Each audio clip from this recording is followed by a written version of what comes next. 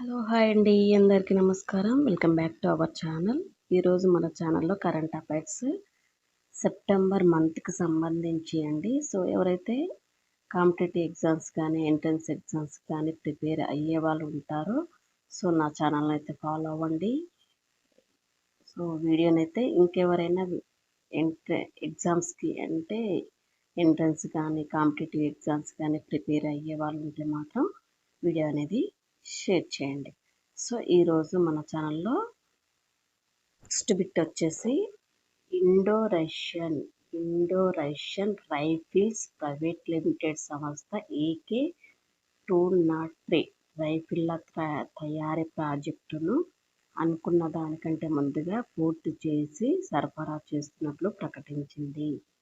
Indo Russian rifles private limited సంస్థ AK-203 రైఫిళ్ల తయారీ ప్రాజెక్టును అంటే అది అనుకున్న దానికంటే ముందుగా తయారు చేసి సరఫరా చేస్తున్నట్లు ప్రకటించిందంట.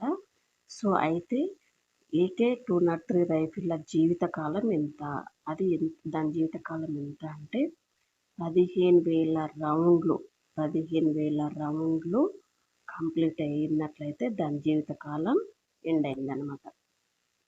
15,000 రౌండ్లు దాని జీవితకాలం అన్నమాట. సో నెక్స్ట్ వన్ వచ్చేసి భారతీయ స్టేట్ బ్యాంక్ ఇటీవల 25,000 కోట్ల రూపాయల మొత్తాన్ని సేకరించేందుకు భారతీయ స్టేట్ బ్యాంక్ ఇటీవల 25,000 కోట్ల రూపాయల మొత్తాన్ని సేకరించేందుకు గాను మూలధన సేకరణ పద్ధతిని ప్రారంభించింది. అయితే అది ఏ పద్ధతి? క్వాలిఫైడ్ ఇన్స్టిట్యూషనల్ ప్లేస్మెంట్ అన్నమాట. అదే పద్ధతి అంటే క్వాలిఫైడ్ ఇన్స్టిట్యూషనల్ ప్లేస్మెంట్ అనే పద్ధతిని అదైతే ప్రారంభించింది. నెక్స్ట్ వన్ వచ్చేసి దేశంలో గనుల తవ్వకానికి సంబంధించినటువంటి పర్యాటక ప్రాజెక్టును ప్రారంభించిన మొట్టమొదటి రాష్ట్రంగా జార్ఖండ్ కాగా ఈ కార్యక్రమానికి భాగస్వామ్యం ఏర్పాటు చేసుకున్నటువంటి సంస్థ ఏది? దేశంలో గనుల తవ్వకానికి సంబంధించినటువంటి పర్యాటక ప్రాజెక్టును ప్రారంభించినటువంటి మొట్టమొదటి రాష్ట్రం జార్ఖండ్. అయితే ఈ కార్యక్రమానికి భాగస్వామ్యం ఏర్పాటు చేసుకున్నటువంటి సంస్థ ఏది అంటే సెంట్రల్ కోల్ ఫీల్డ్స్ లిమిటెడ్ అయితే దీంతో భాగస్వామ్యాన్ని ఏర్పాటు చేసుకుంది. నెక్స్ట్ వన్ వచ్చేసి దేశంలోని రాష్ట్రాలు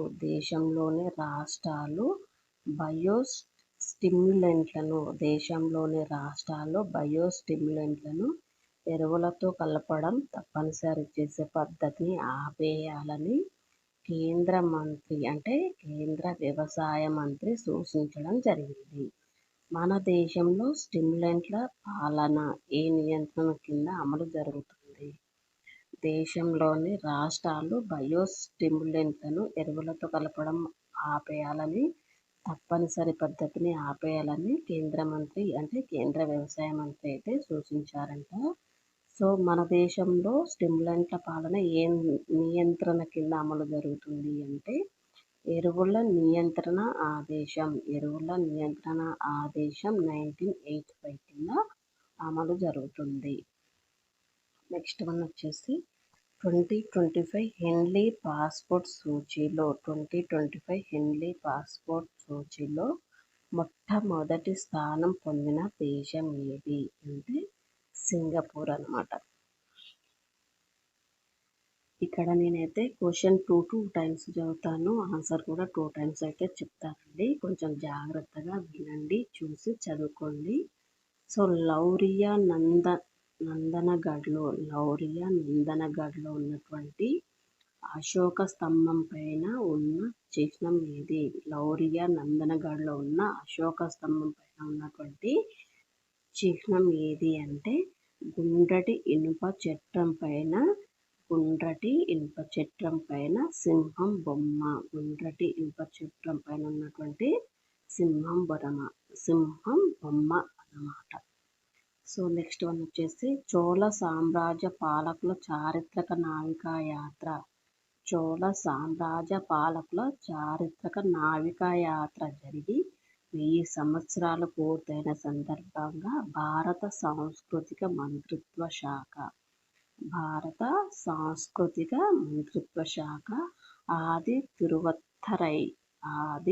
తిరువత్తిరై అనే ఉత్సవాన్ని నిర్వహించింది. అయితే ఏ చోళ చక్రవర్తి నాయకత్వం వహించాడు? అయితే చోళ సామ్రాజ్య పాలకులు యాత్ర చేసి 1000 సంవత్సరాలు పూర్తయిన సందర్భంగా భారత సాంస్కృతిక మంత్రిత్వ శాఖ అనేది ఆది తిరువత్తరై అనే ఉత్సవాన్ని నిర్వహించిందనమాట.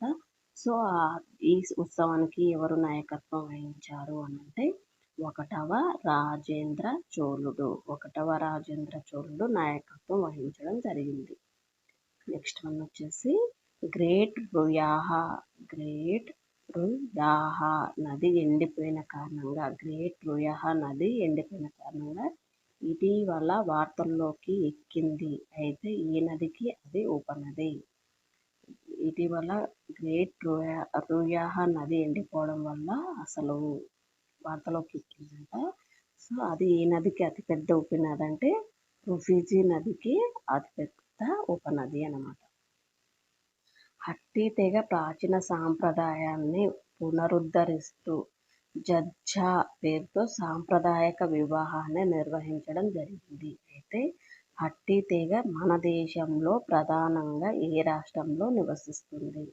హట్టి తెగ ప్రాచీన సాంప్రదాయంను పునరుద్ధరిస్తూ జజ్జా పేరుతో సాంప్రదాయక వివాహాన్ని నిర్వహించడం జరిగింది.